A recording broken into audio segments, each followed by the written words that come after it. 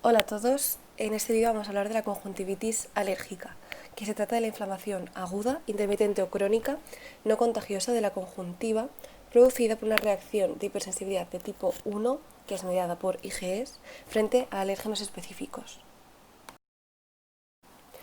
Para empezar, hablaremos de la clasificación de las conjuntivitis alérgicas, ya que esta distinción será muy importante en el resto de la presentación. Como vemos, los principales y más característicos síntomas de una conjuntivitis alérgica es el prurito ocular y la hiperemia. Y después se agrupan según haya proliferación conjuntival o no.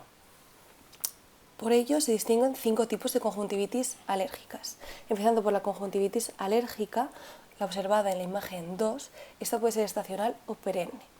Estos dos tipos se diferencian del resto por no presentar proliferación conjuntival, y entre ellas, entre la estacional y la perenne, por la cronología de la enfermedad, siendo la estacional con afectación intermitente durante el año y la perenne de forma crónica.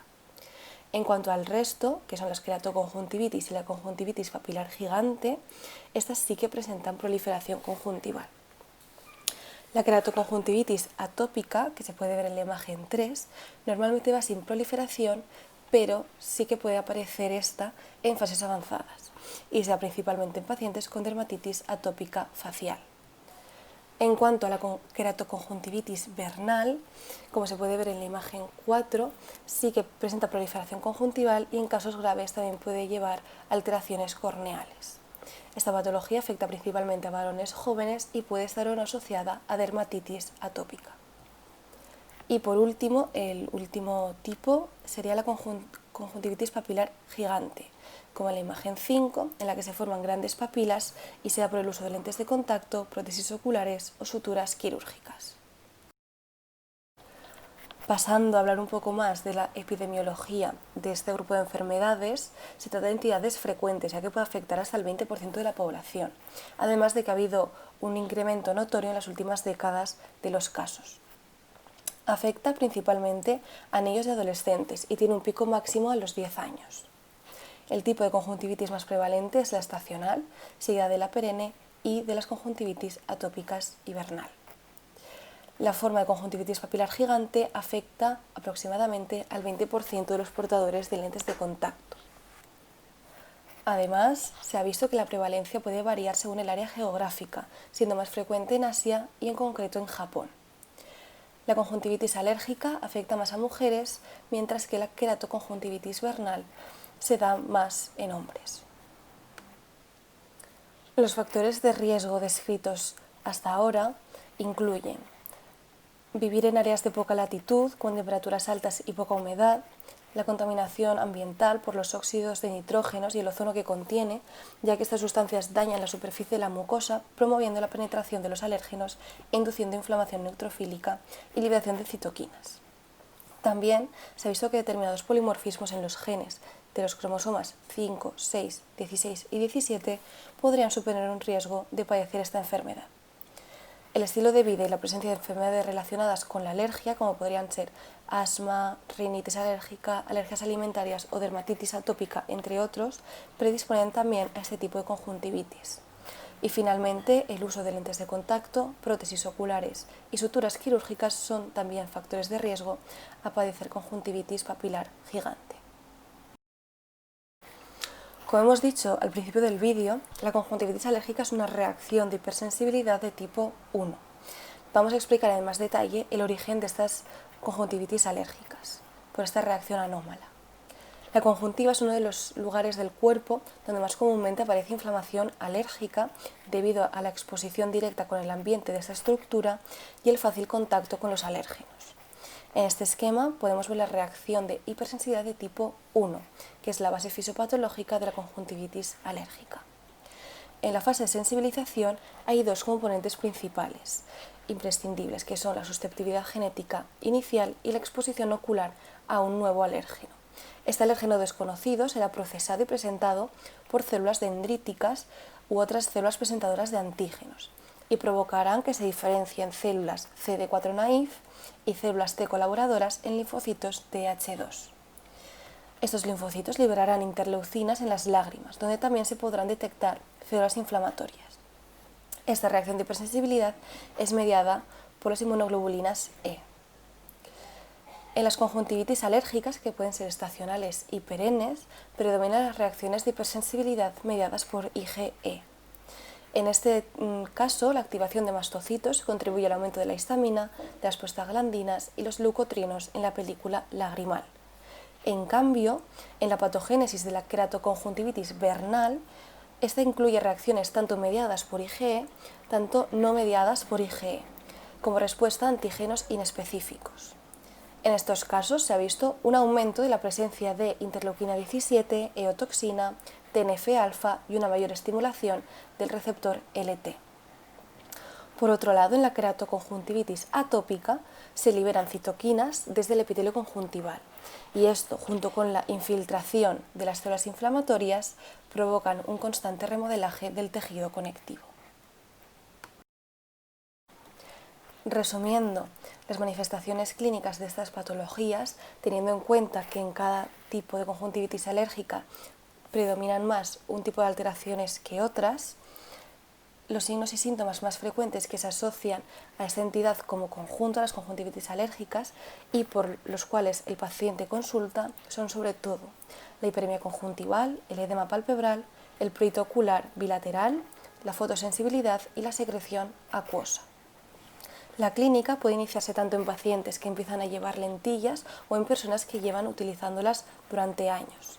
En estos casos será frecuente encontrar picor una vez se hayan retirado las lentes, ojo rojo, ardor, aumento de la secreción de moco por la mañana, fotofobia y disminución de la tolerancia a las lentes de contacto. En formas graves de conjuntivitis estacional y perenne también pueden aparecer papilas de gran tamaño en la conjuntiva tarsal, cicatrización de la conjuntiva e incluso neovascularización y cicatrización corneal secundaria, que puede llevar a una pérdida de agudeza visual. En la queratoconjuntivitis vernal es frecuente encontrar papilas, que son cuadradas, duras y planas, muy compactadas, de un color rosa o gris, que presentan un patrón conocido como enadoquinado, sobre todo predominante en la conjuntiva tarsal superior.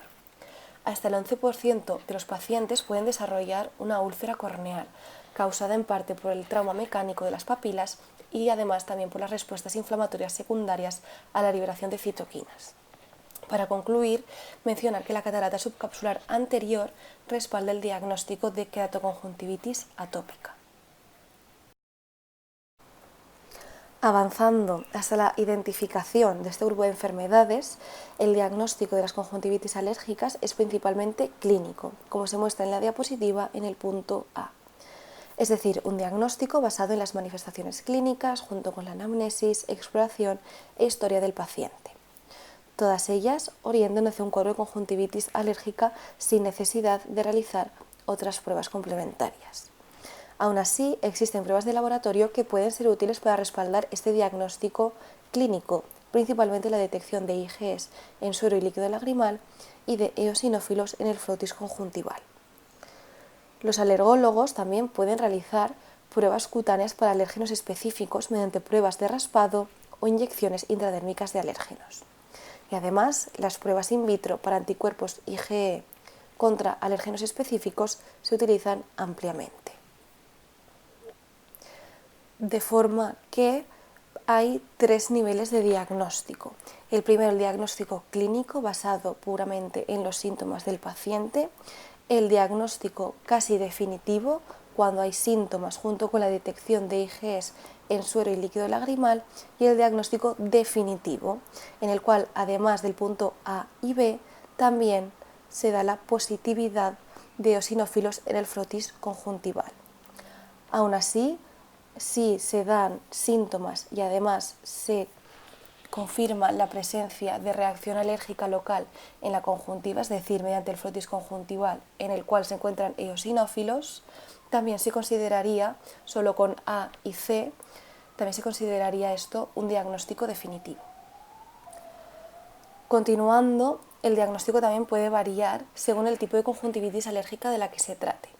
Empezando por la conjuntivitis alérgica estacional, esta se puede diagnosticar clínicamente ya que presenta tanto síntomas objetivos, hiperemia, edema conjuntival, folículos, así como síntomas subjetivos. El más importante, el prurito ocular. Además, ya que la mayoría de antígenos que producen estas conjuntivitis alérgicas estacionarias son del polen, hasta un 70% de los casos se asocian a síntomas complicados de rinitis.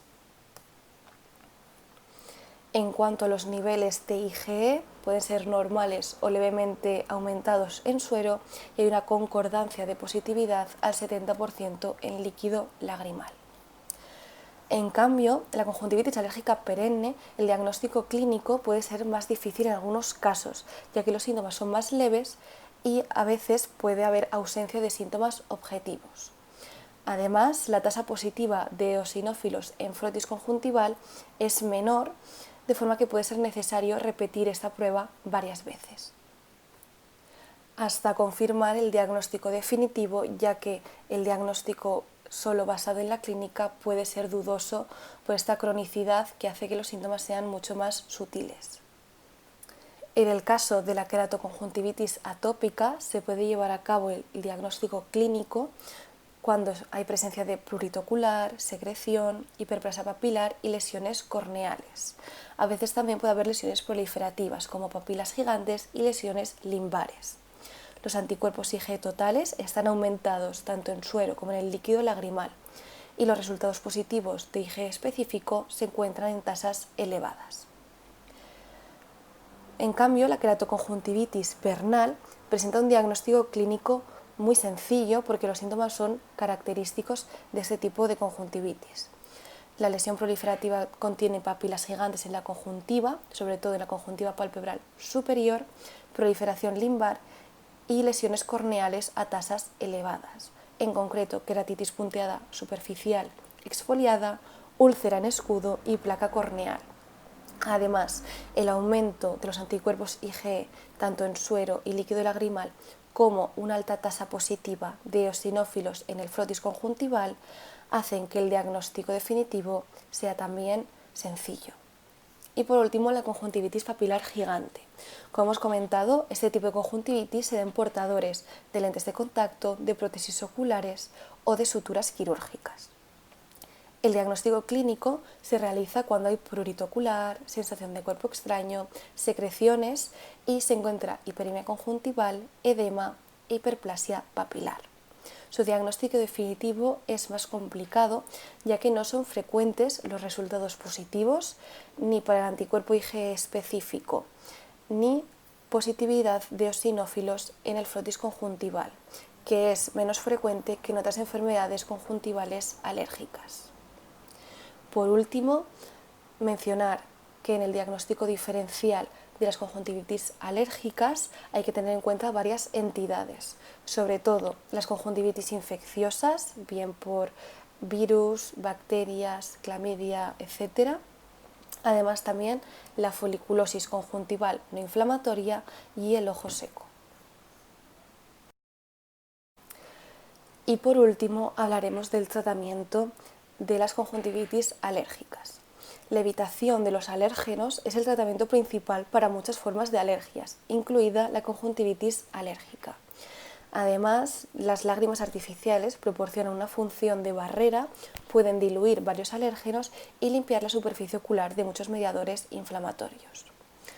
Aún así, cuando estas estrategias iniciales no farmacológicas no proporcionan un alivio adecuado de los síntomas, los tratamientos farmacológicos pueden aplicarse tópica o sistemáticamente para disminuir la respuesta alérgica. El tratamiento farmacológico es el tratamiento preferido para las enfermedades conjuntivales alérgicas. De más leve a más agresivo tenemos el colirio antialérgico, el colirio esteroidal o con corticoides, seguido de los colirios inmunosupresores y ya en casos más avanzados medicamentos orales esteroidales, inyección de esteroides conjuntivales subtarsales y la resección conjuntival tarsal, que es el tratamiento quirúrgico de elección en casos más graves de este tipo de patologías. Empezando por el tratamiento médico, una vez más vamos a individualizar según cada subtipo de conjuntivitis alérgica. Empezando por las conjuntivitis alérgicas estacional y perenne, la primera opción son los colirios antialérgicos, como los estabilizadores de los mastocitos y los antihistamínicos. En caso de síntomas severos, se puede combinar con un colirio esteroideo. Ese tratamiento se puede administrar 2 semanas antes del inicio del periodo de alergias si esta conjuntivitis alérgica es estacional. Continuando con la queratoconjuntivitis atópica, también son los colirios antialérgicos la opción de elección, con combinación con colirios esteroideos si el efecto de los primeros es insuficiente. A la vez, hay que tener en cuenta que es necesario tratar la blefaritis atópica que puede darse concomitantemente. En cuanto a la queratoconjuntivitis vernal, si no hay una mejoría con colirios antialérgicos, se puede añadir un colirio inmunosupresor. Si son casos severos y el efecto de estos dos combinados sigue sin ser suficiente, se puede añadir un colirio esteroideo. Según los síntomas, incluso se puede plantear esteroides orales, la inyección de esteroides conjuntivales subtarsales o la cirugía. Y por último, la conjuntivitis papilar gigante, que como hemos dicho se puede dar en portadores de lentillas, prótesis oculares, etc. De forma que si es por lentillas se deberá abandonar el uso temporalmente al menos de estas lentes de contacto, y también la primera opción será el colirio antialérgico y en casos severos añadir un colirio de corticoides. Hablando brevemente del tratamiento quirúrgico, este se da en los casos en los que los síntomas no se alivian con el tratamiento farmacológico y la hiperplasia papilar conjuntival progresa hasta tal punto que causa un empeoramiento del trastorno del epitelio corneal. En estos casos se puede realizar una resección conjuntival tarsal, incluyendo la resección de las papilas. Aunque el efecto de este tratamiento es inmediato, puede haber reincidencia en algunos casos.